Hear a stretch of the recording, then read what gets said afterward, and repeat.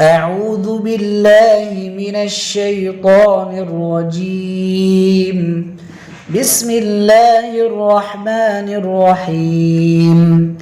إذا زلزلت الأرض زلزالها وأخرجت الأرض أثقالها وقال الإنسان ما لها يومئذ تحدث أخبارها بأن ربك أوحى لها يومئذ يصدر الناس أشتاتا ليروا أعمالهم فمن يعمل مثقال ذرة خيرا يره ومن يعمل مثقال ذرة شرا يره.